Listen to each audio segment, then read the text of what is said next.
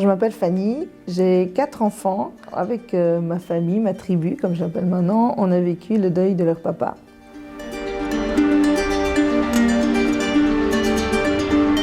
Ça fait 2 ans et demi maintenant. Les enfants étaient âgés de 1 année, de 5 ans, de 6 ans et demi et de 9 ans et demi. Un de mes enfants est assez explosif dans sa manière de gérer les émotions. Là, les enseignants ont été démunis. Donc ça a été très très dur à gérer, où tout d'un coup, en fait, la sonnerie de l'école, cette sonnerie, elle marquait la séparation et ça le paniquait. Alors c'était pas régulier, c'était pas tout le temps, ça a été, je pense, 5-6 fois dans l'année, mais vraiment, ça provoquait une décharge émotionnelle très très forte chez lui. Et là, j'ai pas eu beaucoup de soutien en fait. Là, j'aurais voulu qu'il y ait une collaboration, enfin quelque chose qui se crée avec l'école. Et finalement, je l'ai emmené chez l'infirmière scolaire. J'ai eu ce sentiment de mais tu l'emmènes chez l'infirmière, l'infirmière n'est pas une solution. T'es une mauvaise maman.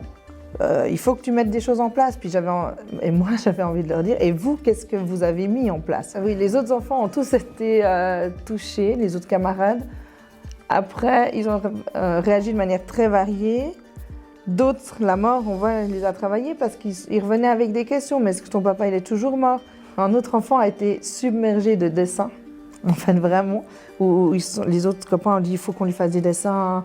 Puis ils ont dessiné, alors c'était génial, c'était beaucoup d'amour, beaucoup de dessins de lui et son papa, même s'ils ne connaissaient pas le papa. Mais c'était trop, en fait, émotionnellement à gérer pour l'enfant. Et il recevait ces dessins, il les déchirait, enfin, c'était fort.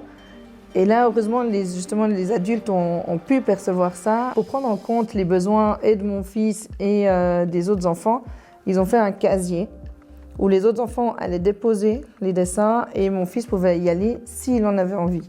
Et ça permettait justement de réguler un peu le flow. C'était bien. Enfin, je trouvais que c'était entendre les besoins des uns et des autres.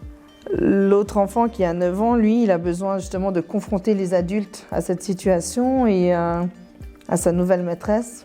Je pense que c'était la 2e semaine, il lui a dit... il a tout fait pour qu'elle ait l'attention sur lui. Au point où il l'a pris à l'extérieur et il lui a dit, tu sais, mon papa, il est mort. Et là, elle a eu une réaction juste magnifique. Elle a dit, je sais, c'est difficile, ça doit être difficile. Enfin, elle a pris en compte ses émotions. Et puis, depuis qu'il a eu cette considération, c'est nickel. Il est rassuré. Il sait qu'il peut arriver avec cette cicatrice, justement, qui lui fait un peu plus mal. Il aura quelqu'un en face de lui qui va l'entendre. Donc ça le rassure beaucoup. Les enfants sont prêts à tout entendre avec leur vocabulaire à partir du moment où ils posent la question. S'ils posent la question, ils sont prêts à entendre la réponse et vraiment là-dessus, il faut leur faire confiance. Et si on vivait nos émotions au lieu de les réfréner tout le temps, parce que la mort, on va y être confronté, la tristesse, les frustrations, les deuils, on en fait tout le temps finalement, des plus petits, des plus grands.